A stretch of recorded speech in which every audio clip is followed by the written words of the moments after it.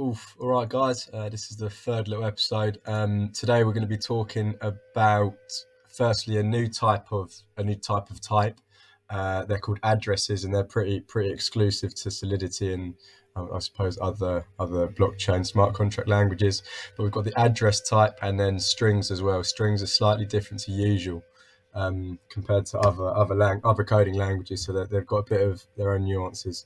So we'll begin by creating a contract. Oh, I do just want to say, so in previous videos we've been using version 0.5, and that gets compiled by this 0.5 compiler. Now this is because the videos that I'm learning from, they're quite old, from a few years ago, so they do that. Now I recently figured that obviously we're on to 0.8 now, so if you do want to use this, that's cool. Doesn't matter whether you do or don't. It's the same thing at the end of the day. But you need to put this / SDPX license identifier and give a particular license.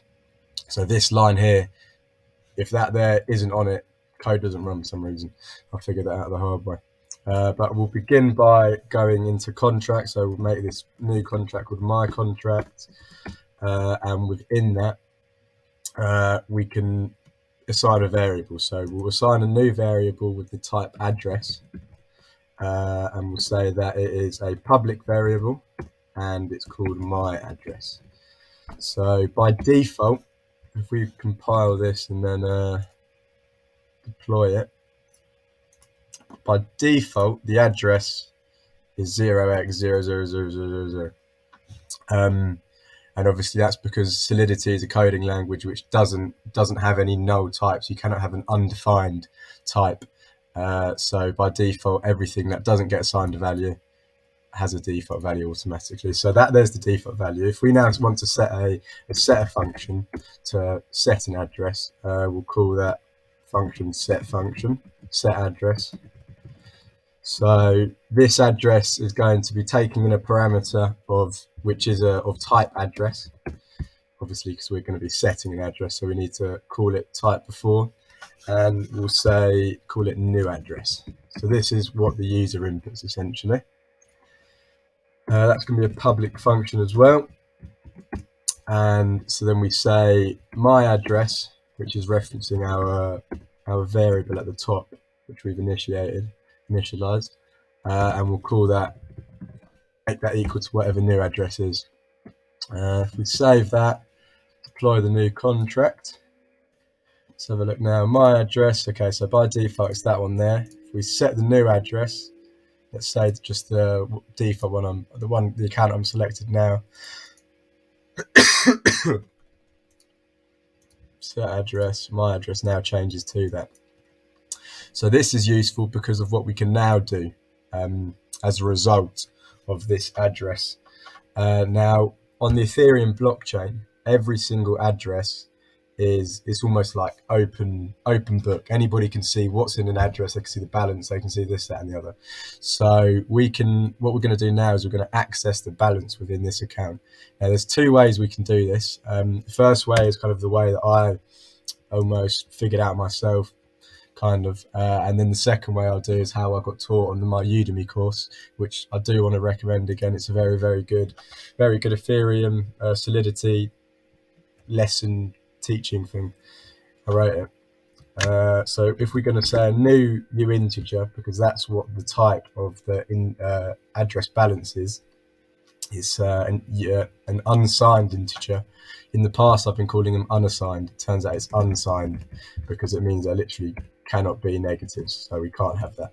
There's no negative numbers. It loops back into the highest number it can possibly be.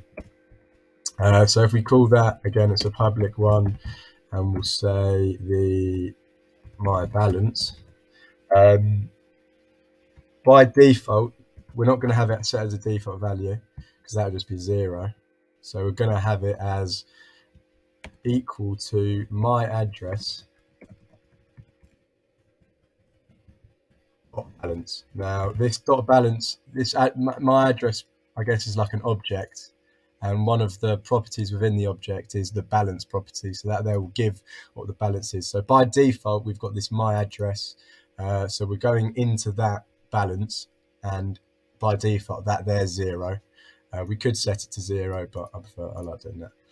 So then we then change our my balance, and then we'll say that equals, so we're going to be using new address, which is the new one they've inputted, dot balance. Now that there will give us the balance of the new set address. Save that. What's happened here? Expected. Yeah. I don't, when I do JavaScript, I usually miss the colons, the semicolons. So with here, you've got to be very careful. Let's delete that. Deploy it. Okay, so my address 0x, that's the default one. My balance by default will be set to 0 then. And if we then again use this one here, so we should be getting an output of 99, but it'll be in way. Yeah, set address. So now my address is that, and the balance. There we go. So this is the value of the balance in way. Way spelt like that. Well, as you can see over here, way is a subunit of 1 Ethereum. So I think 1 Ethereum, 1 ETH equals 1 times by 10 to the power of 18. Something along those lines, way. So yeah, it's substantially smaller, and that's what all of the transactions and all of the numbers are dealt in. They're dealt in way.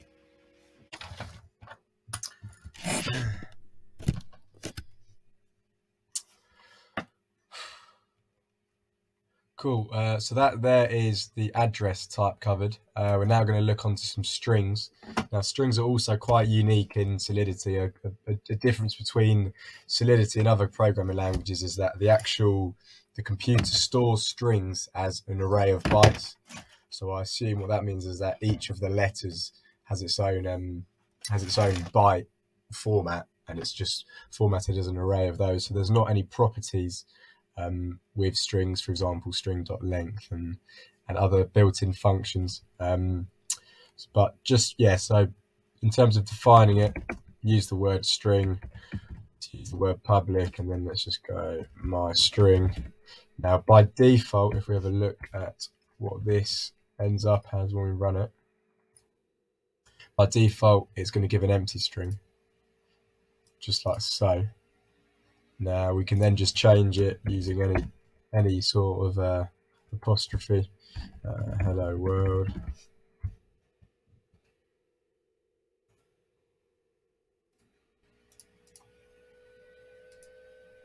And there we go. So if we want to do some functions, it's going to get slightly different. Well, more noticeably different. We're going to say set string. It's going to take in, again, so it's going to take in the string, of course. Now, when using strings and functions, we need to reference at what place we're storing the string. I don't know too much about the storage and how it works, but I do know that for strings you need to use the word memory, and then you go into saying, okay, all right, new string. So yeah, that'd be public. Say my string equals new string. Let's get that run. So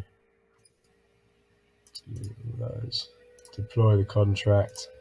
By default, hello world, set new string. We also need to, when entering it in like this, so I can't enter it like that. You'll see what happens.